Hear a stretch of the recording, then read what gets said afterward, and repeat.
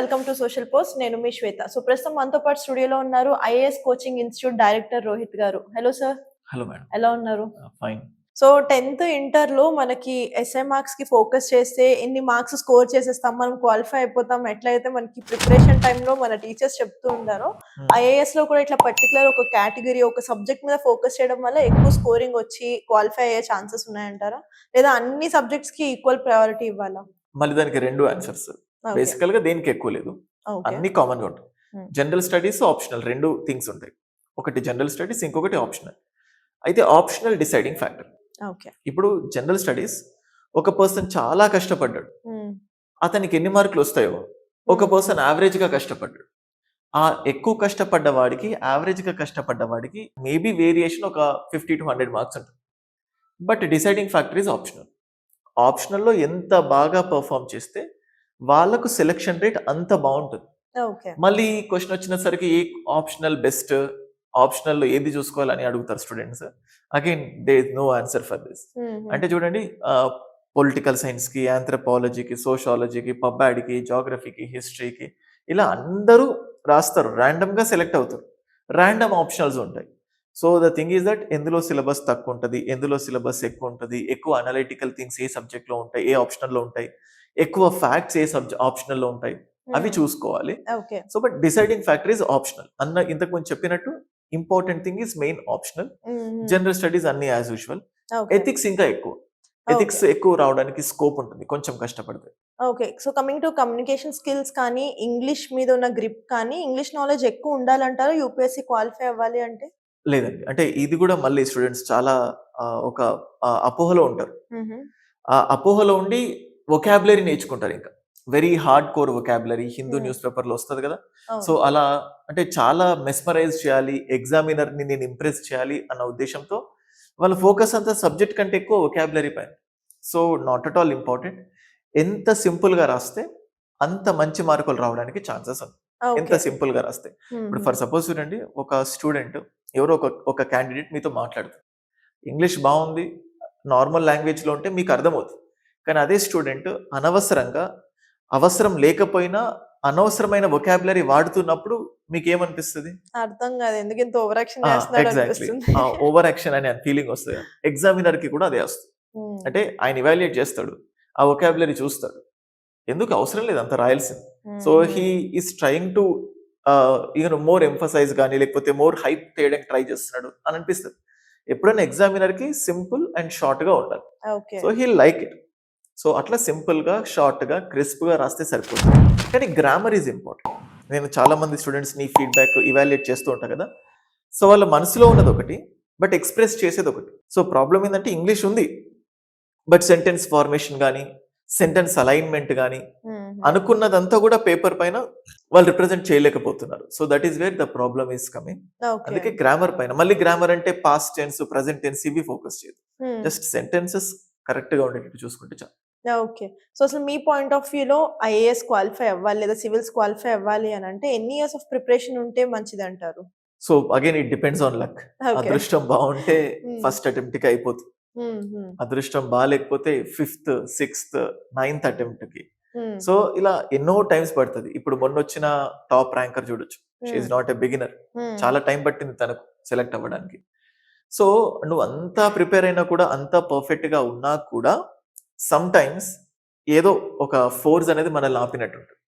నువ్వు పార్షియల్‌గా ప్రిపేర్ అవుతున్నా కూడా, అంటే ప్రిలిమ్స్ చెప్పాను కదా! It's a matter of trekking. So కొంతమంది చాలా బాగా ప్రిపేర్ అయిపోయి, రోజుకు 10, 12 గంటలు చదివి సిలబస్ మొత్తం ప్రిపేర్ అయిన తర్వాత, ఆ ప్రిలిమ్స్ ఎగ్జామ్ రాసేటప్పుడు ఒక భయానికి లోనవుతారు. ఒక హ్మ్. ఫియర్‌కి.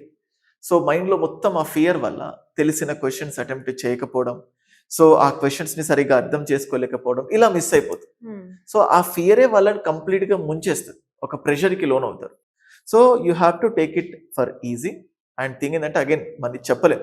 1 ఇయర్ పడతదా? 2 ఇయర్స్ పడతదా? 3 years. The person should get ready for at least 2 years. ఎందుకంటే ఓకే. ప్రాసెస్‌కి 2 ఇయర్స్ పడతది. హుహు. ఒక 1 ఇయర్ ప్రిపేర్ అయిన తర్వాత అటెంప్ట్ ఇచ్చినా, సో హ్మ్. ప్రిలిమ్స్ అయిపోయిన తర్వాత, మెయిన్స్ అయిపోయిన తర్వాత ఇంటర్వ్యూ అయిపోయేసరికి అండ్ ఇంటర్వ్యూ రిజల్ట్ వచ్చేసరికి ఇట్ టేక్స్ ఆల్‌మోస్ట్ 1 ఇయర్ మళ్ళీ. ఓకే. సో నువ్వు ప్రిపేర్ అవ్వాలన్నా మొత్తం నీ రిజల్ట్ వచ్చేసరికి 2 ఇయర్స్ పడతది.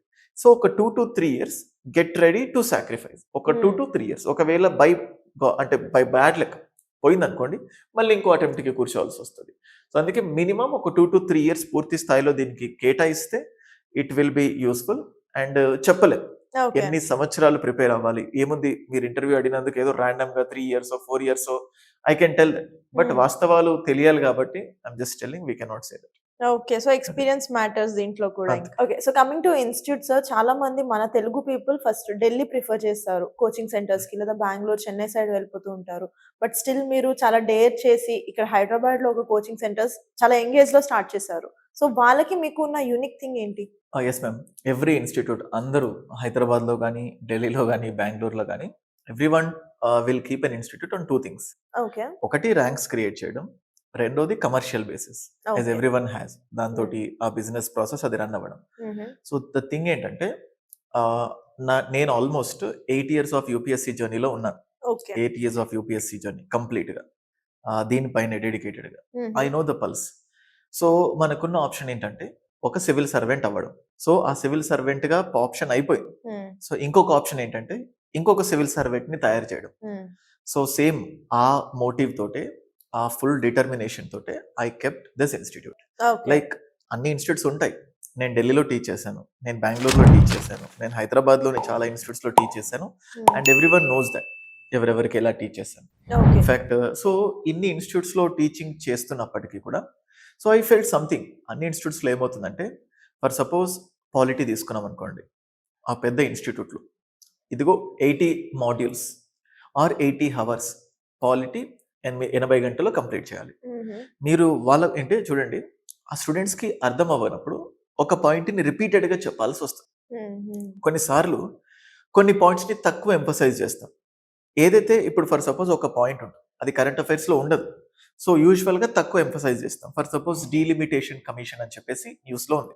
ఓకే. ఇది 2026లో రాబోతుంది. హ్మ్. ఈ ఇయర్ మొత్తం అది న్యూస్లో ఉంది. యూజువల్గా ఎప్పుడు పాలిటీ క్లాస్ చెప్పినా దాని గురించి ఒక హాఫ్ అన్ అవర్ డిస్కషన్ ఉంటుంది.